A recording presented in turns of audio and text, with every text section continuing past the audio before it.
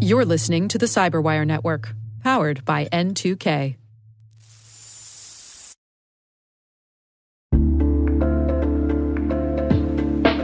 Hey everybody, Rick here.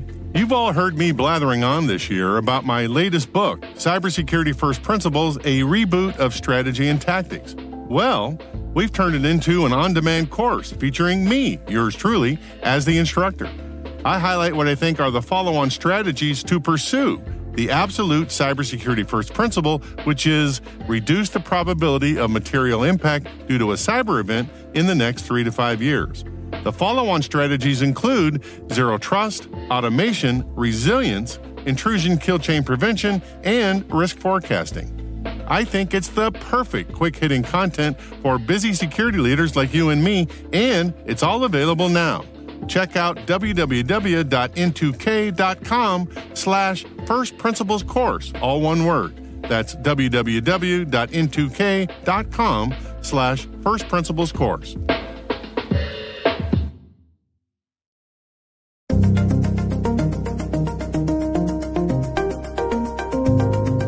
So what we've seen really is it's almost making the average bottom level phishing attack more sophisticated, more automated, and probably most importantly, more human.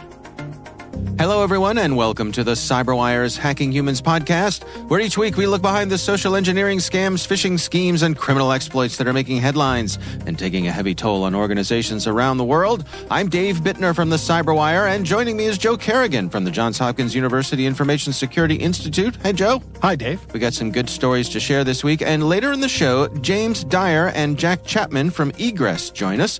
We're talking about their research about how hackers exploit the existing email infrastructure.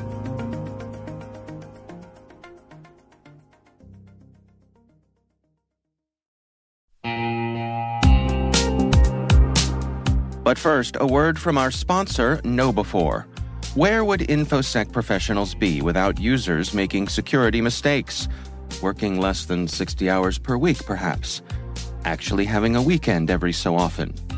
We get it. User behavior can be a challenge.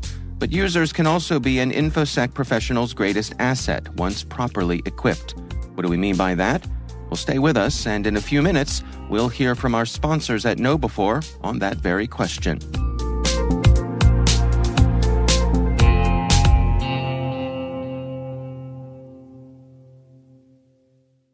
All right, Joe, before we jump into our stories here, we got a little bit of follow-up. What do we got here? Right. Ron wrote in with a suggestion regarding specific email accounts. We were talking about that last week. Yeah. And he says, if you spend some very small amount of money per year, you can buy a domain and use a service like Fastmail or ProtonMail to host your domain. Mm-hmm. And then you can configure this domain as a catch-all for email, and you can create as many new email accounts and addresses as you want, and discard them whenever you see fit. Yeah.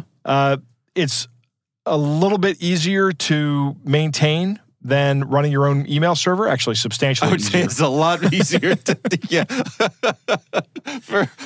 If you're not Joe, it's a lot easier. Right. Yeah, even for me, I've never set up an email server. I haven't set up an email server in years, I'll say that. And when I did set up email servers, I hated every second of it. It was early exchange and... Yeah. Oh my gosh, what a nightmare. Anyway, I can even say decades now, Dave.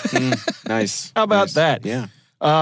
So anyway, it's much more manageable and it's easy. And if your hosting domain goes out of business, you can still move it to a new domain and keep the email address. Because you own the domain name. Right. Yeah. Yep. Yeah. You're good to go. Also, he says, thanks, and your show is outstanding. Oh, that's very nice. So thank you, Ron. Thank you, Ron. All right, let's jump into our stories here. Joe, why don't you start things off for us? Dave, I have, I'm going to open up a little bit of good news and then move on to my main story. Okay. This was coming from NewJersey.com or NJ.com, actually, NJ. And it is written by Jeff Goldman, and it is New Jersey man is going to spend 2 years and 3 months in prison. This is Mahmoud Bowler, Bowler. He is 40. He's from Newark, New Jersey. And he's helped scam one woman out of $66,000. Oh. And I'll bet he has scammed many more people out of more money. So the fact that he's spending 2 years in prison for a $66,000 crime, I think that's pretty good. And it's I'd like to see a little bit more. because if you look at that as an annual representation of income, that's not a lot of money, but still. Yeah, and he's here in the States. He's here in the States. Okay. Right. Yep. All right. He is. He grew up in Ghana, but he is in the U.S. now, and that's how we got him. All right. So he'll be the guest of the Feds for the next couple of years. So we say a guest at Club Fed. Right. Yeah. Good work. Now, speaking of the Feds, my story actually comes from Emma Fletcher over at the FTC. And the FTC has put out a report, and this is a Consumer Protection Data Spotlight, which is, I guess, one of their products that they do. And it is called Social Media, a Golden Goose for Scammers. So here's another opportunity for me to tell you another reason why I hate social media. Okay. And the FTC runs something called the Consumer Sentinel Network, which is a data aggregation product that gathers information from law enforcement agencies, like the ICCC, the IC3 as they like to call it, is a contributor. There are 25 state law enforcement organizations that are contributors. Actually, there are multiple FBI organizations, not just the ICCC, but there's like their financial crimes unit at the FBI. Okay. All of these report data to the FTC, and then they can all access aggregates of these data to build, understand trends and things like that. It's a helpful tool from the federal government. Okay. But they actually do some reporting on this data, and they found out that 1 in 4 people who reported losing money to fraud since 2021 have lost it on social media. This is to the tune of $2.7 billion. This is the most, or the biggest way to lose money in according to this data set. The next biggest being $2 billion. So it's like 35% bigger than the next biggest way to lose money, which, by the way, is websites or apps. Okay. Right? So being online is hazardous to your wallet. Yes. Yeah. Being online can cost you somewhere around $4.7 billion a year. Oh, wait, email, that's another $0.9 billion. And then online pop-ups and texts, or online pop-up ads, and then phone calls close to the websites and apps at around almost $2 billion. Wow. Phone calls, $2 billion. That's a lot of money to phone calls.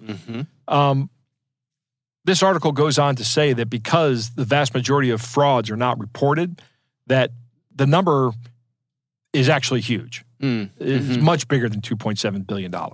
There are a lot of people losing money out there on Facebook Marketplace.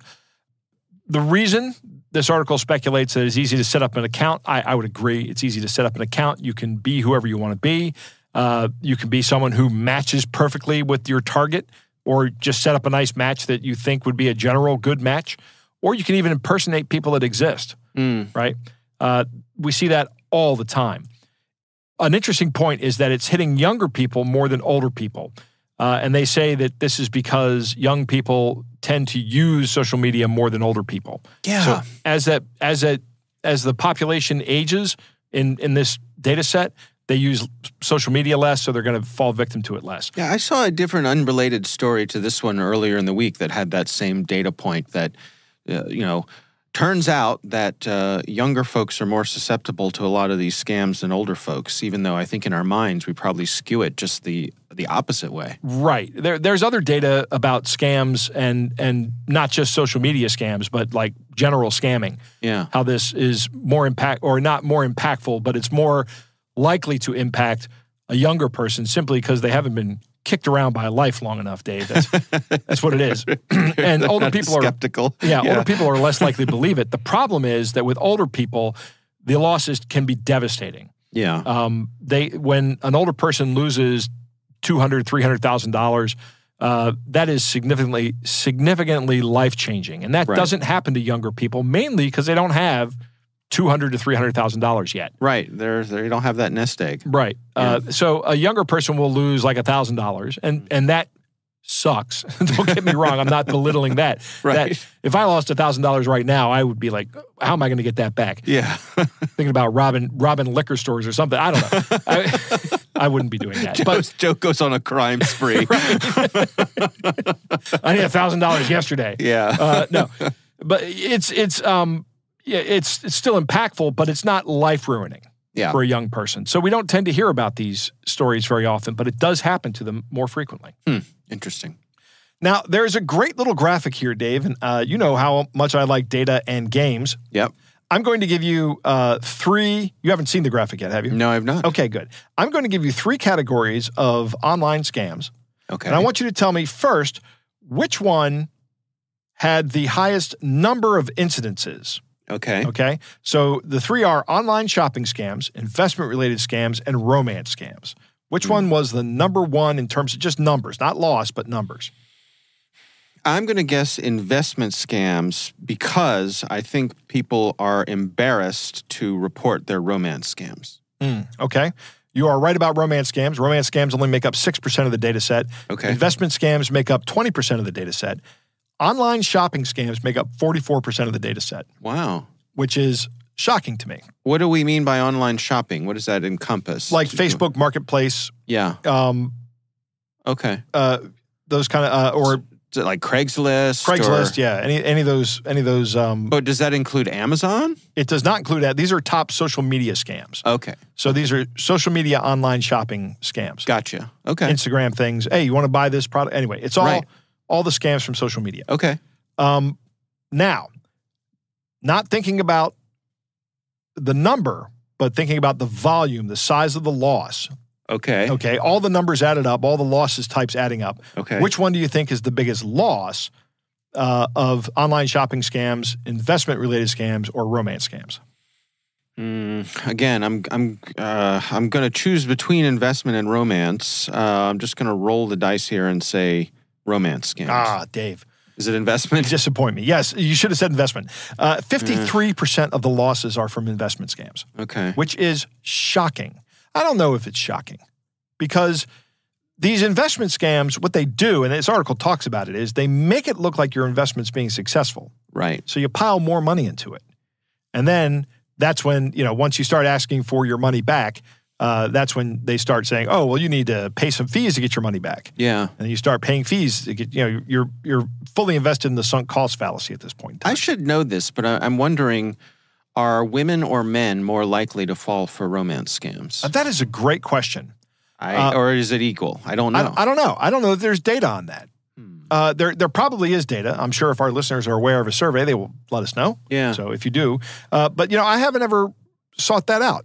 I don't know, because we've heard stories about people getting scammed by romance scams, and we've heard both sides of the story. We've heard both genders getting scammed. Right. Right? I guess the funny thing I'm thinking about here is that women typically get scammed online by men, and men typically get scammed online by men pretending to be women. Right. When it comes to romance scams. Yes, there is the occasional female romance scammer. There was one, that Right. lady in Florida that was living high on the hog on somebody's money. Right. But yeah, that's the rarity. Yeah. It is generally men just running these things. Yeah. Yeah. Interesting. Investment scams account for 53%, despite only accounting for 20% of the incidents. They account for 53% of the losses. Romance scams account for 6% of the incidences, but at 14% of the losses. And while online shopping scams account for 44% of the incidences, they only account for 8% of the losses. And the other numbers are just lumped here in other things. This comes from about, this is from January. This data, by the way, is from January of this year to June of this year, 2023. Okay. And there is 56,000 reports with a total of 658 million lost. Wow. So the larger number, the 2.7 million is since 2021. So if there's any confusion there, this article does a really good job of laying it out. So what's the takeaway here, Joe? Takeaway is social media is terrible, Dave. That's Joe's takeaway. Okay. Takeaway is it doesn't matter where you are. If you're online, you need to be careful. Yeah. You need to educate yourself about how these scams look, what they look like. Look for the telltale signs like changing platforms and going to a end-to-end encrypted messaging application. Right. All the things we talk about on this show. Look for those warning signs. And don't invest in cryptocurrency. Absolutely don't invest in cryptocurrency. Unless you can afford to take the money you're going to invest in cryptocurrency out into the street and just set it on fire. Don't do that. Right. I mean, maybe you want to invest a little bit in cryptocurrency because you think there might be a chance for a high return. Good. Fine. It's like gambling. I would say the same thing. If you're going to invest with that, invest money that you can totally lose. Because I have a feeling that something is going to happen. Super high risk. Well, actually, with all these scams, something is going to happen. Yeah. But even if you're investing in actual crypto, I don't know. Yeah, super high risk. Super high Absolutely. risk, Yeah. All right, interesting stuff. Well, we will have a link to that story from the FTC in our show notes. My story this week comes from the folks over at Ars Technica. This is written by Dan Gooden, and it's titled, Google-hosted malvertising leads to fake Keepass site that looks genuine. Joe, are you familiar with Keepass? Keepass is a password manager. It is. And are they one of the ones that got breached recently or a couple of years ago? I don't recall specifically. It seems like, remember. they... All these breaches are merging into one big breach. Yeah, well... Which is essentially what they've become. Right. So Keepass, you're correct. Keepass is a password manager. And what has happened here is some researchers found that there were folks running ads. Oh, wait, Dave, Keepass is, that's the one I use. All right. Keepass XC is the one I use, not Keepass.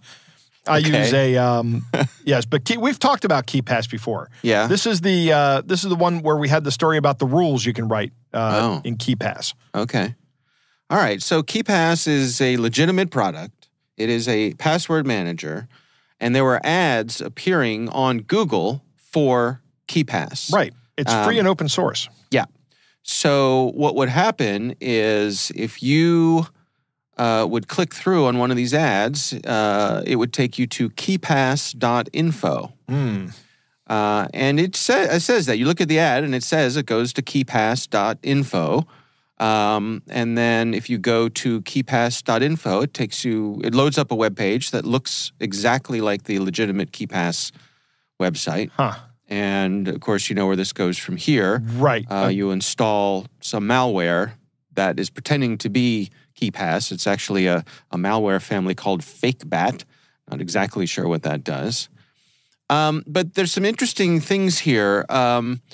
Google's Ad Transparency Center shows that these ads were running by some company called Digital Eagle, which Google claims is an organization that has been verified by Google. Of course, that's not worth anything, I guess, in this case. But what I really want to get at here, I'm curious on your take. The way that they make this keepass.info look like a legit website is they're using something called Punycode. You familiar with Punycode? I am not. Okay. What is Punycode? So Punycode allows you to have Unicode characters represented in ASCII text. Okay. So, for example, in this case, the word Keepass, the K in the word Keepass, the way it's encoded, it actually has a little tiny comma-like pixel below the K. Like a diacritic below the K. Yeah. Okay. Which most people would miss. I didn't even see that when I was looking at the at the picture here. Looks like a piece of dust on your monitor. It does. Except it scrolls. Yep. So that's part of how they do it. So it appears to you to be keepass.info, but it's actually going to xn-eepass-vbb.info. So something different. Right. And they can use this, I don't know what you call it, a mismatch in text encoding, using different type. There are different types of text encoding online. Right. Right. There's Unicode, there's ASCII for us old timers. Yes. And by having these, because your browser can interpret those, these bad guys are taking advantage of that. Right. Now, Google says that they have since taken it down. Oh, great. Thanks, Google. But to me, this points to the increasing or decreasing ability for Google to successfully police this stuff. Yeah. If a ad provider is verified and is able to do this, it means that Google's verification procedures are flawed in some way. Broken. I would say they're broken. Yeah. Yeah. Or perhaps an organization was legitimately verified, but then the bad guys got in and took over their account. I would find out what had happened there if I were Google. I'd be furiously researching this. I mean, some people make the point that it is not in Google's interest to track these things down. Yeah, track these down with great vigor because, of course, Google makes money off of it. Yeah, Google released earnings last week, and their advertising is still their biggest part of their business model. Yeah, So, I suppose the opposite of that would be that it's not in their long-term interest to allow this sort of thing because, just like what we're talking about here, that people's trust of Google will go down and they won't want to use Google. They'll switch to one of their competitors. Yes, I maybe they'll switch to Apple, who doesn't have an advertising business model. Unfortunately, Apple also doesn't have a search engine. Right. That's true. But it's not like they couldn't build that, you know? It's true. It's true. Since Apple has all the money, right? You could just buy DuckDuckGo and be done with it. Although I guess DuckDuckGo gets their stuff from Bing, which is Microsoft. It's all one big pile of giant companies, Joe. Yeah. Yeah, that's the last thing I want is more conglomeration in these things. Yeah. I'm right now watching with bated breath as the I don't know if it's the FTC or the SEC. Somebody is looking at the antitrust problems with Amazon, Facebook, and Google. Right. So every time I see that, I get a little smile on my face. Seems like they are a bit big, too big for their britches, I would say. I would agree, and Google, this problem with this ad, this is not the first time we've talked about it. I've talked about how this even impacted me directly one time. And it's so pervasive. It's out there all the time. I don't know anybody that hasn't had this happen to them. So if it's got saturation in the marketplace, why isn't Google concerned about it? Or why aren't they acting as if they're concerned about it? Why aren't they doing something? They would say they are. Yeah, they are. Sure. But here we are with another great story about somebody actually installing malware on your system as a result of these ads. Yeah. I mean, Joe, if you can't trust an ad, who can you trust? Right. Well, but you know what? This also reminds me, this gets to that point of you go to a news site right now and you have an ad blocker and they say, we see that you have an ad blocker installed. Well, yeah, I have to have an ad blocker installed because of all the crap like this. Ugh. Makes me mad, Joe. Absolutely. Yeah, it makes you angry. Yeah. So my biggest problem with this is the human factors design of these ads are designed to look like the search results. When Google first started doing ads, they put the ads over to the right side of the page. Yeah. Now, your eye doesn't go to the right side of the page. Your eye goes to the first result in the search. So Google has realized that's the more valuable place to put the ad because that way they get more click-throughs. Right. And that's what they're doing. Yep. So they don't have their users' best interest in mind. They have their users are their product, Dave. They don't care about the product. Yes. They care about their profits and the customer. Yeah. And you, the user of the system, are I don't know how to say it, Dave. Well, but I wonder, how do you protect yourself against something like this? Obviously, you can have an ad blocker. Right. The ad blocker works. I don't know how much that works within a Google results search page. I'm not sure the degree to which an ad blocker blocks ad results that are within Google's own search results. Yeah, I don't know. Have you tried it with your ad blocker? Let's give it a shot. Let's go to google.com. And you know what? I'm just going to search for Keepass. Right. See what we get here. No,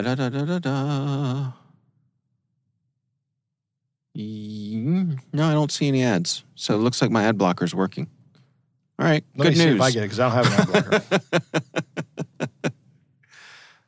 Well, let me put it this way. I also don't see any ads. Nothing's being labeled as being an ad in here. But, what does that mean? Let me try diamonds. Okay. They're a girl's best friend. Yes. Okay, so go ahead and search diamonds. Okay. See what happens. Diamonds. Okay. Nope, don't see any ads. I get 2 ads before I get anything. Okay. I get sponsored. Yeah. All right. Well, there you go. There's our brief little experiment that you may or may not get ads depending on the degree to which you have ad blockers installed. Right. But still, shouldn't be an issue. I mean, it's just a company with the resources of Google should be doing a better job than they are with this. And it's frustrating. What should we tell them, Dave? If they can't do this at scale? They shouldn't do it at all. Right. There you go. All right. Well, we will have a link to this story in the show notes. Of course, we would love to hear from you. You can email us. It's hackinghumans@n2k.com. Joe, it's time to move on to our catch of the day.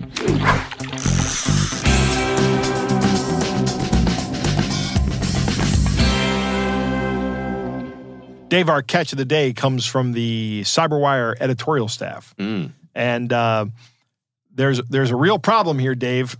It's a nice picture, so it doesn't have any text in it. So, okay.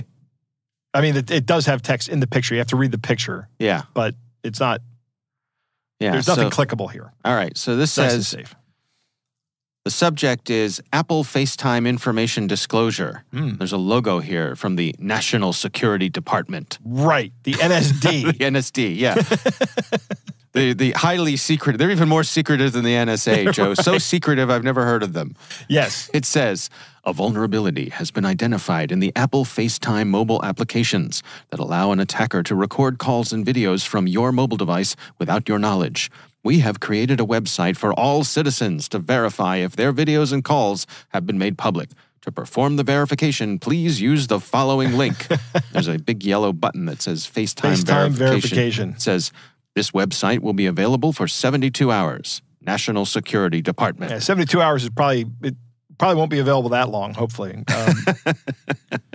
I don't know what happens when you click on this link, but if there's anything for you to enter any information, yes, your video has been leaked. Right. I'm guessing it'll take you to a page where something will pop up and will say, oh, we need your Apple ID. We need your Apple login information here. Yeah. In order to verify your FaceTime, in order for the National Security Department to verify your FaceTime, we need your... So they got so angry when I said National Security Administration instead of agency. Oh. You remember that? Yeah. They wrote letters. Yeah. But and I was wrong to say administration, it's agency. Yeah. But I wonder how they feel about National Security Department. Well, I'll give you another one. Don't call someone from the CIA an agent. They're not agents. They're officers. Officers. They're very prickly about that. Yes, FBI people are agents, right? FBI is agents, CIA are officers. Officers. Yes, that's correct. That's correct. All right, again, we would love to hear from you. You can email us. It's hackinghumans@n2k.com.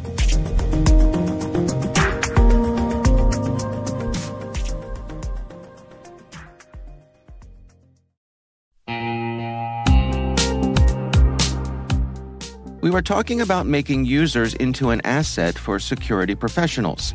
Simply put, users want to do the right thing. They're often just lacking the knowledge to do so. That's one of the reasons KnowBe4 has released Security Coach, a real-time security coaching tool that takes alerts from your existing security stack and sends immediate coaching to users who've taken risky actions. For example, imagine a user has visited a high-risk website or tried to open a document containing malware.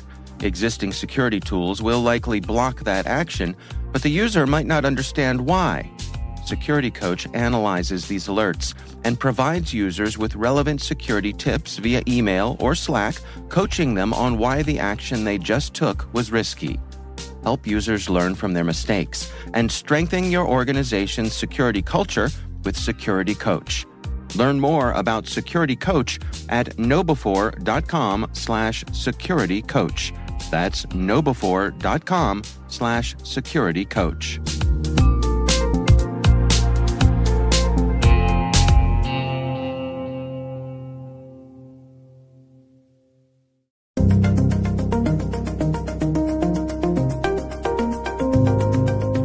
Joe, I recently had the pleasure of speaking with James Dyer and Jack Chapman. They are from a company called Egress, and they did some research about how hackers are exploiting existing email infrastructure Here's my conversation with James Dyer and Jack Chapman. It came to my attention whilst analysing hundreds more scouting emails than we would usually get on a daily basis. And understanding these scouting emails were not only just analysing if that inbox is legitimate and is alive, but also embedding tracking pixel technology with links within that email, which would collect additional information. Off the back of that, understanding what they're looking for, I analysed that a lot of these scouting emails were actually coming from a server that was located in Japan. And whilst doing a connection from that server, what mail flow is coming from there, I was able to identify a few follow-up attacks as well. Now, you mentioned scouting emails. Can you explain to us what exactly is under that umbrella? Yeah, so a scouting email is usually when an attacker will get a list of victims' email addresses, but it could be quite out of date. So they usually send an email with little context, so no subject, no email address, to see if Microsoft give them an NDR, which is a non-deliverable receipt. That's where Microsoft will tell them this email address no longer exists, you can't send to them. But they can also use links to gather more information like metadata, what IP address is accessing this link, what web browser or software are they running, and they're able to then use that information to follow up attack, find different vulnerabilities and exploits the attacker can leverage when they do repeat that attack. Just to add to that, I think really it's an interesting trend we've seen where it really is that first step in the kill chain of how do attackers find targets? And historically, you've had sort of those from data breaches, but as these data breaches have increased over time, some of that older data isn't as useful anymore. So these scouting attacks are how criminals are essentially renewing the validity of that data while also performing additional services like putting it into nice buckets for them to sell on to other criminals, like vertical specific, like these users are in finance, these users are in technology and so on. And it's really one of the sort of driving forces behind some of the increase in sophistication we see with criminals attacking in the email space. Yeah, it's a really interesting insight. I mean, I was recently chatting with some folks on social media over on Mastodon, and they were kind of scratching their heads about all of these emails that they were getting that said nothing other than hello or hi. You know, it's just like one word types of things. And we were trying to puzzle through what could they possibly be for. And it sounds like these scouting endeavors could fit the bill, could explain what they're up to. We see hundreds of those where it's like, hi there, hello.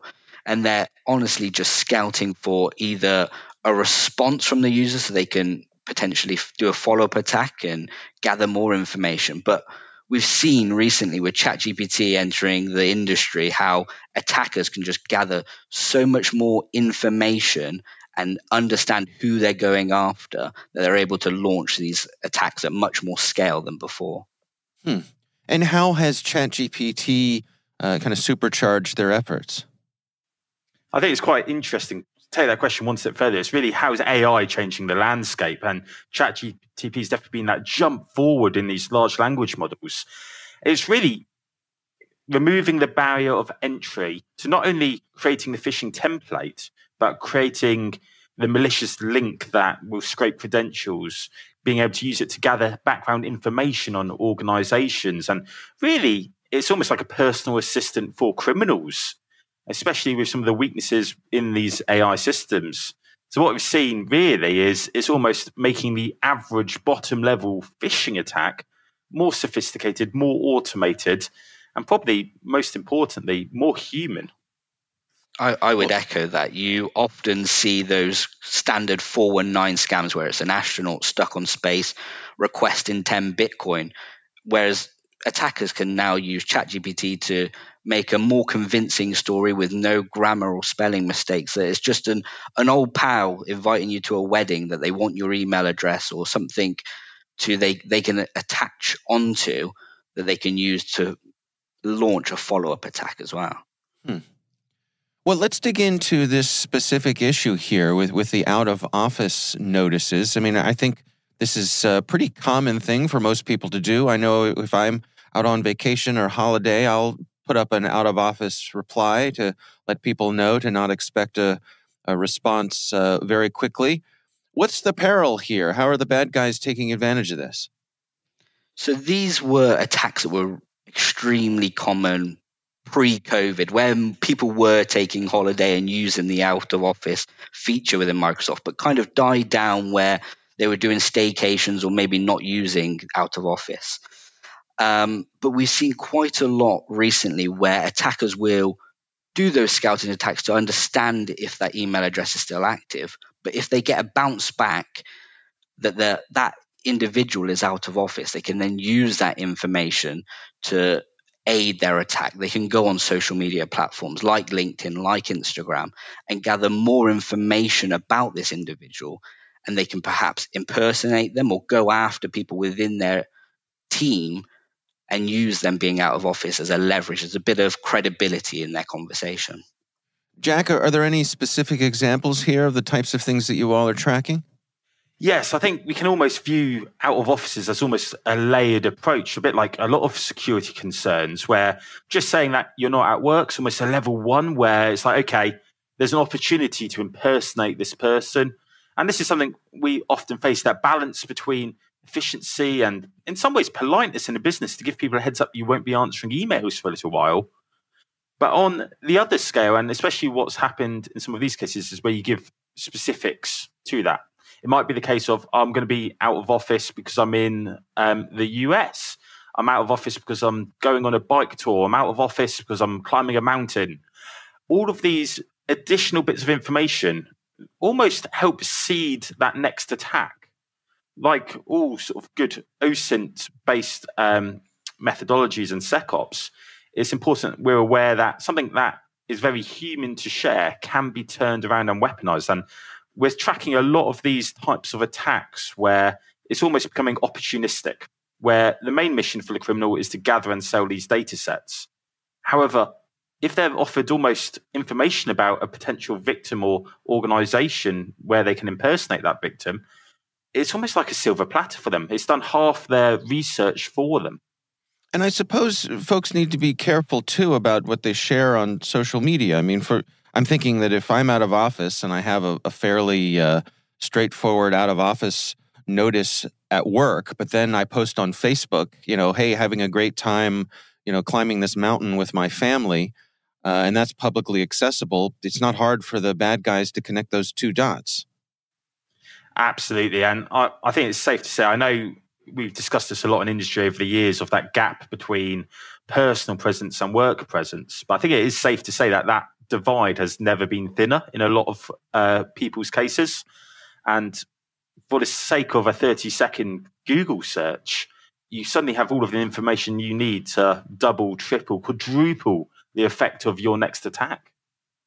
What are your recommendations then? I mean, do we not do out-of-office responses, or what's the best practice here to help tamp down on this? My first kind of response to that would be being aware of how operation security can be an impact, being aware that what you post on LinkedIn or Facebook can actually be used against you, and understanding if that should be information that we put out there in the open.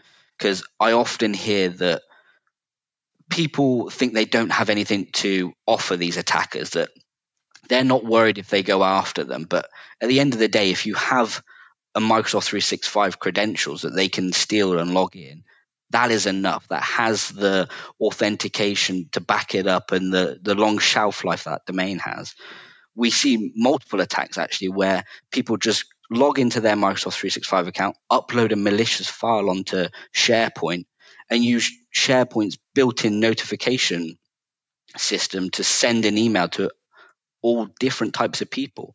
And that becomes quite hard to detect from a technical aspect, because that email is from SharePoint. There's nothing malicious in it until you actually end up on SharePoint where there's a malicious attachment waiting for them. I think just to add two things to that, it's very much from a human side of be aware that there's this risk out there. Therefore, let's mitigate it in some common sense steps. Let's not put specifics in out of office emails, for example, because really the outcome's the same.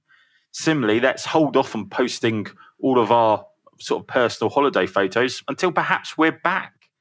And just these couple of sort of safe sanity steps, which don't reduce the enjoyment of some of these activities or the efficiency for business process, can drastically change the outside perception as an individual and as an organization. Then I think on the other side, thinking as a security team who has to try and manage some of these risks, I think first thing is having visibility of these risks. And that's where basically looking at what is your threat landscape. Are you going to have persistent threat actors against your business on a daily basis, weekly basis? Because that's really going to be the first step of how worried do we need to be about these attacks versus the opportunistic versus actually this type of threat landscape doesn't actually apply to us. Like all things cyber, not one size fits all here.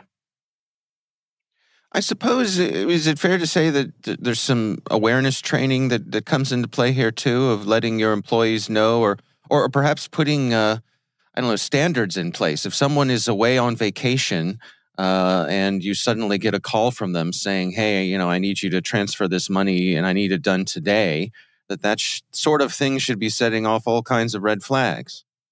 Absolutely. And when I always look at this, it's always going back to the core three pillars of how can technology help, how can people and training help, and how can policy help, which is often overlooked. And a lot of the answers are there already. If you just have the one policy step of a financial transfer can't happen without voice confirmation, that suddenly removes 99% of attacks. I know there's deep fakes coming along to help target that vector. That's one for another day, perhaps. But similarly, having technology in place that can detect these type of attacks, but having training, just making people aware, because in some ways, it's not just an organization problem. There's quite personal risk here as well. I know a lot of opportunistic robbers, for example, physical security, will take the opportunity of when they see people posting holiday photos to target homes, for example. And this all collates together. So I think there's quite a lot we can do and advise people here. Yeah, I mean, it's an interesting balance, isn't it? I mean, you have to balance the risk of all this against, I think, people's sincere desire to be social online and share their adventures and be connected with people through these social media platforms. But I guess, unfortunately, these are some of the things you have to keep in mind. Yeah, it's one of those hard things, especially being in cybersecurity, where you want people to have the freedom to enjoy this technology. But when attackers find a route in to almost corrupt the benefits of this technology, that's where we do need to put a couple more controls in place so that we keep people safe at the end of the day. Are there any technology solutions that folks can aim at this? Any sorts of things that can help it at the source? I think a great piece of software that you can help mitigate some of these attacks is obviously multi-factor authentication, where you can prevent people attempting to try and log into your account. Obviously, there are phishing frameworks like Evilgenics that can store your session cookies and can help bypass MFA, but it's a great layer to stop a large amount of attacks as well. And just to add to that, I think the other side is let's basically evaluate the kill chain of all the different steps that attackers take to go down this route and create this threat, and just ensure that we validate it. So I know a lot of new ICSs, integrated cloud email security solutions, are layering on top of Microsoft, which can really help with some of these more advanced attacks. Going down the chain, having process in place to essentially validate, for example, DMARC to make it harder for your organization to be targeted. And I think this combined with the training and the policy puts organizations in a lot better place. And one thing that always gives me a headache, especially James mentioned MFA, is just because it doesn't stop every attack doesn't mean it's not worth doing. Because at the end of the day, we need to frustrate the criminals as much as possible here to keep ourselves safe.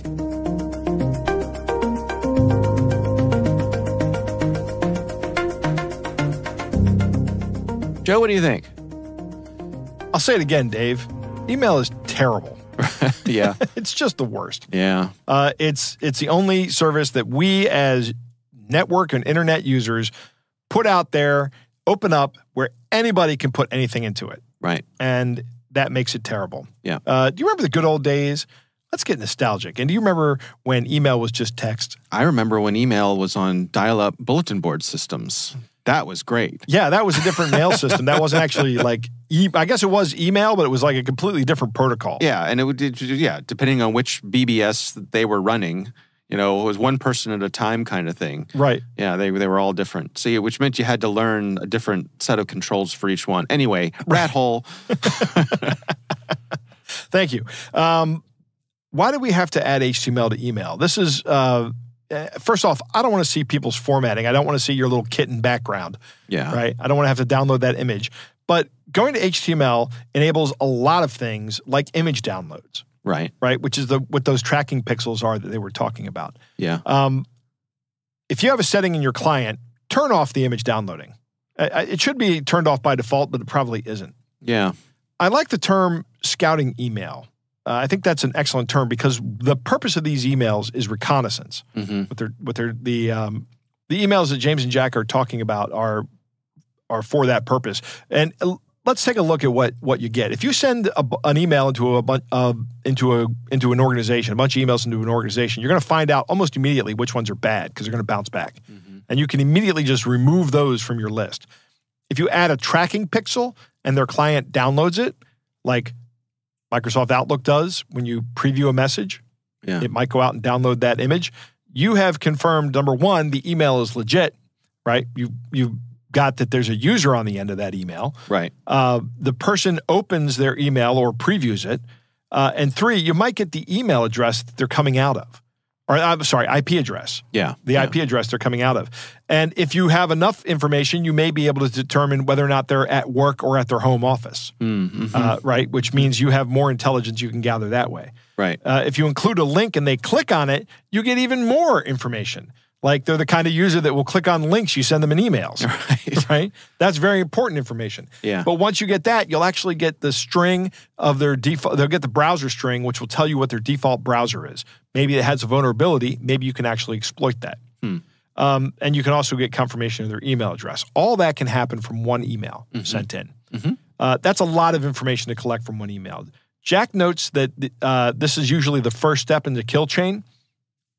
And that is 100% correct. In the vast majority of cyber attacks, the very first kinetic activity, the first thing they do after they've gathered all their information is they send emails in. Right. So it is the first step in the kill chain. Out-of-office replies. In Microsoft Outlook, you can set that out-of-office reply just to go to people in your own organization. Mm-hmm. If you can do that, do that. If you're going to be slow responding to emails, maybe you delegate your email to somebody else instead, so that there's a human on the other end. So you're not just telling people that you're out on vacation. If you tell people you're out on vacation outside of your organization, it really opens you up. They can use LinkedIn to find out who your coworkers are and attack them by impersonating you. In sales organizations, it may not be possible to turn off your email auto replies from outside, right? Right. You may want to say, okay, if you have something really important, please contact this person. And that may be good information to have. So I understand that there's a use case where that's happening, but putting these things together, the kind of information that you need to attack somebody this way is trivial. So be careful with what you're doing. Right. And don't forget about your own personal operational security as well. Don't say you're out on vacation. You're on vacation for the next 2 weeks, hiking the Appalachian Trail from Maine to New Hampshire this weekend. When you live in Maryland, somebody can just drive up to your house and go, yeah, he's sure not there. And Right. come home to an empty house. Right. Sure, I'm glad I hired, Bubba to babysit my Rottweiler while I'm gone. Maybe you put that in there, right? Right. Babysit my Rottweiler and clean all my guns. Yeah, that's right. I'm not worried they're not interested in me. I have to take a deep breath whenever I hear this anymore. I have been screaming this from the mountaintops for almost as long as I've been telling people about using password managers and multi-factor authentication. You do have something of interest, and James makes a great point talking about the Microsoft 365 account being used to host malicious software. That's a nightmare scenario, and it's enabled by the attitude, I don't have anything that's of interest. Right. You do have things that are of interest. To protect yourself, policy with your business. Always, and I agree, I can't remember if it was James or Jack that said it, but policy's overlooked. Make sure your policy's good and not subject to vulnerabilities.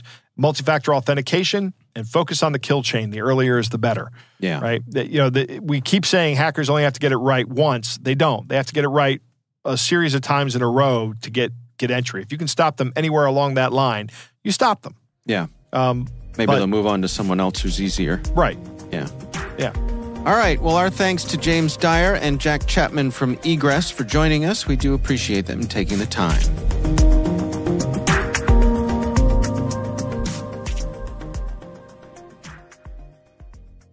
We want to thank all of you for listening, and of course, we want to thank our sponsors at KnowBe4.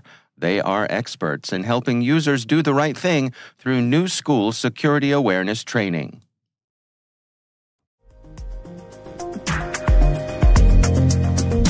That is our show. We want to thank all of you for listening. Our thanks to the Johns Hopkins University Information Security Institute for their participation. You can learn more at isi.jhu.edu. N2K Strategic Workforce Intelligence optimizes the value of your biggest investment, your people. We make you smarter about your team while making your team smarter. Learn more at n2k.com. Our senior producer is Jennifer Iben. The show is edited by Elliot Peltzman. Our executive editor is Peter Kilpie. I'm Dave Bittner. And I'm Joe Kerrigan. Thanks for listening.